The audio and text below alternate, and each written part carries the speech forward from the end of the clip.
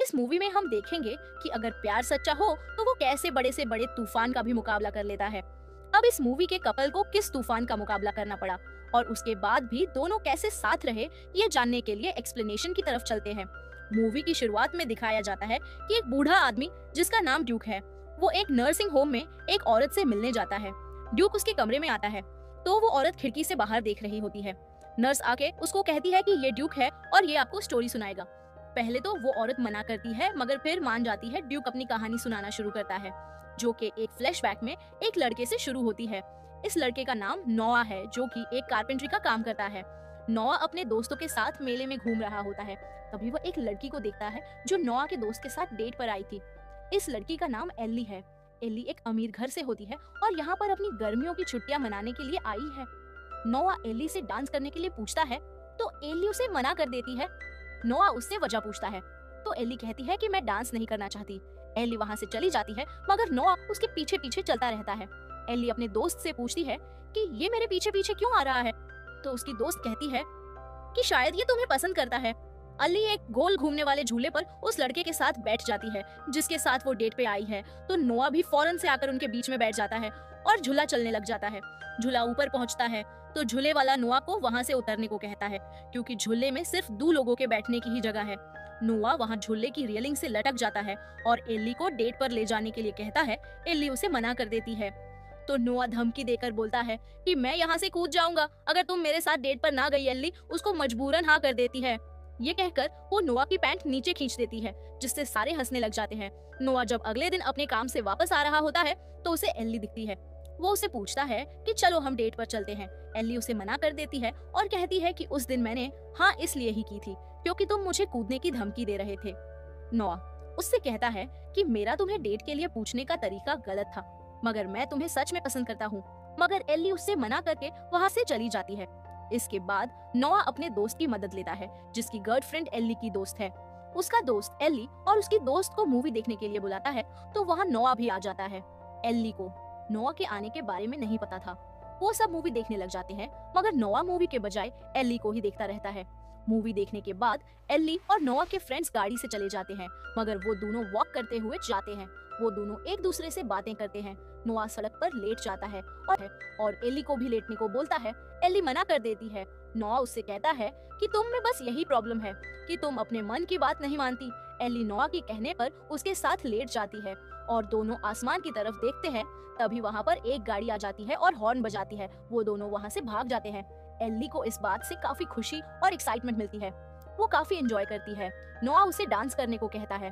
वो दोनों सड़क के बीच में डांस करते हैं। इस मौके से इनमें प्रेम शुरू हो जाता है। यह दोनों रोजाना मिलते हैं और एक दूसरे के साथ ही वक्त गुजारते हैं।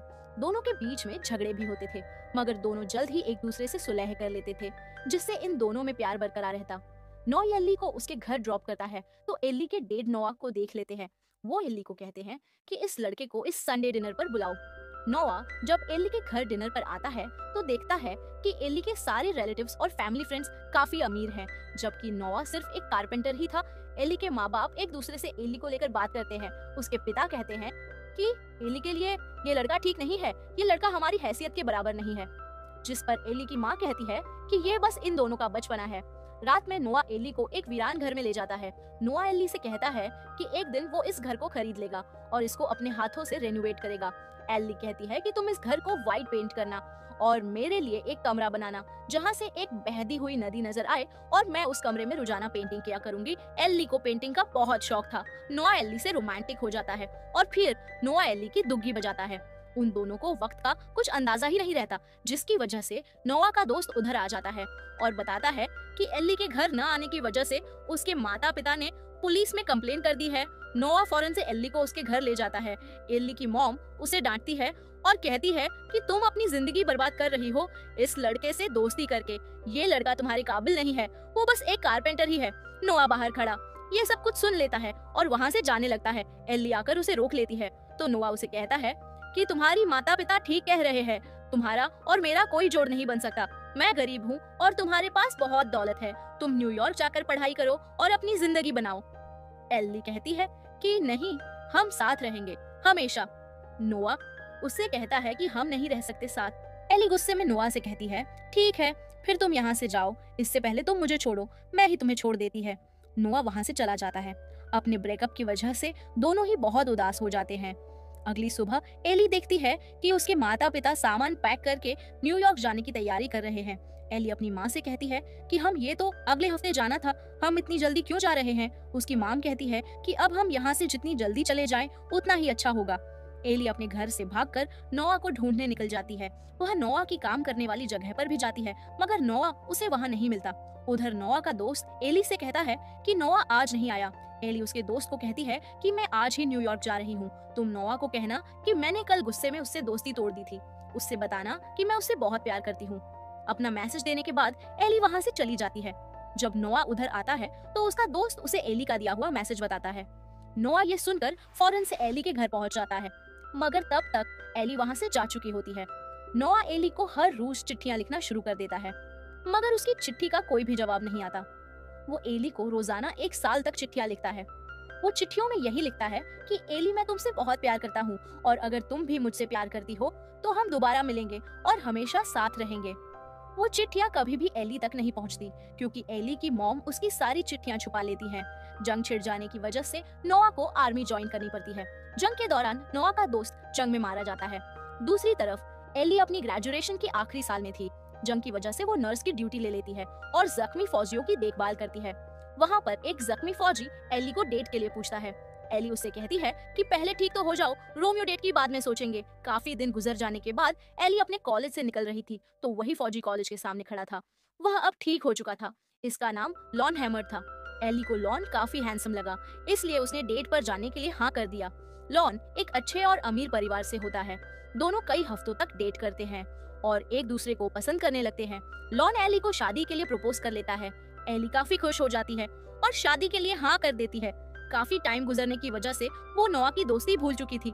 नोआ जंग खत्म होने के बाद जब घर आता है तो उसके पिता उसे पैसे देते हैं और कहते हैं कि तुम अपने सपने पूरे कर लो इस पैसे से और अपने ख्वाबों का घर खरीद लो। नोआ पूछता है कि आपके पास इतने पैसे कहाँ से आए, जिस पर उसके पिता कहते हैं कि मैंने हामरा घर बेच दिया है।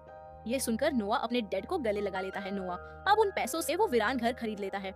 उसे अभी भी एली की ख्वाहिश याद थी कि इस घर को व्हाइट पेंट करना। नोआ शहर जाता है मरम्मत का सामान लेने के लिए। शहर में वो एली को उसके फियांसे के साथ एक रेस्टोरेंट में देखता है। एली काफी खुश दिखाई देती है। वह फिर भी अपने सपने को पूरा करता है, इस उम्मीद से कि जब मैं यह घर बनाऊंगा तो एली इस घर को देखने जरूर रहेगी। नोआ दिन रात मेहनत करके उस घर को बहुत ही खूबसूरत बना लेता है। अब यह कहानी वापस से प्रेजेंट में आ जाती है, जहाँ पर डियो की कहानी सुना रहा होता है। उधर एक नर्स आकर उन दोनों को कहती है कि खाने का टाइम हो गया है। दोनों खाना खाने के लिए चले जाते हैं। उस लेडी को इस कहानी में काफी इंटरेस्ट हो जाता है, तो वो खाने की टेबल पर डियो से पूछती है कि क्या नोआ और एली दोबारा मिलते हैं। डियो को उससे कहता है कि मैं इस कहानी का पहले ही एंड बताकर पूरी कहानी का मजाक किरकिरा नहीं करना चाहता। ड्यूक फिर से कहानी सुनाना शुरू कर देता है। नोआ के बाप की डेथ हो चुकी थी और अब नोआ के पास इस घर के अलावा कुछ भी नहीं था। वह उदासी की वजह से शराब पीने लग जाता है। वो फैसला लेता है कि वो इस घर को बेच देगा और अपने घर के साथ एक तस्वीर खिंचवाकर अखबार में लगवाता है। उसके घर को खरीदने के लिए कई सारे लोग आते हैं और घर की खूबसूरती देखकर नोआ को दुगने पैसे भी देने को राजी हो जाते हैं। मगर नोआ उस वक्त अपना फैसला बदल लेता है और सारे खरीदारों को मना कर देता है। अपनी तन्हाई मिटाने के लिए नोआ नदी में कश्ती चलाता है। वो एक विधवा के साथ अपना वक्त गुजारने लग जाता है। नोआ अभी एली से प्रेम करता था, जिस वजह से वो इस विधवा से प्यार नहीं कर पाया और न ही शादी। एली अपनी शादी की तैयारियों में लग जाती है और अपना वेडिंग ड्रेस पसंद कर रही होती है। उधर एली के रिलेटिव आकर उसे बताते हैं कि तुम्हारी शादी में शहर का मेयर भी आ रहा है और उसे अखबार में छपी हुई शादी का इश्तिहार भी दिखाती है। एली अखबार को देखती है तो इस अखबार में नोआ के घर बेचने वाला इश्तिहार भी होता है। एली ये देखकर बेहोश हो जाती है। जब एली होश में आती है तो उसके दिल में नोआ के लिए प्रेम जाग जाता है। वो नोआ के घर को देखने जाती है और देखती है कि नोआ ने उसकी ख्वाहिश को पूरा किया है। ये दोनों एक दूसरे को देखकर हैरान हो जाते हैं, क्योंकि उन दोनों ने ये कभी ना सोचा था कि वो एक दूसरे से ऐसे मिलेंगे। एली बताती है कि उसकी शादी हो रही है। नोआ एली से पूछता है कि क्या तुम उस लड़के से प्यार करती हो। एली नोआ को बताती है कि हाँ, मैं लॉन से बहुत प्यार करती हूँ। दोनों फिर रात को डिनर करते हैं। दोनों एक दूसरे से अपने बीते हुए रिश्ते के बारे में बिल्कुल भी बात नहीं करते, बल्कि एक दूसरे से इधर उधर की बातें करते हैं। एली जाने लगती है तो नोआ उसे पूछता है कि क्या तुम कल सुबह इधर आ सकती हो, मुझे तुम्हें कुछ दिखाना है। एली जब सुबह आती है तो नोआ उसे अपनी कश्ती में सैर के लिए ले जाता है। एली नोआ को कहती है कि तुमने घर बिल्कुल वैसा ही बनाया था जैसे हमने सोचा था।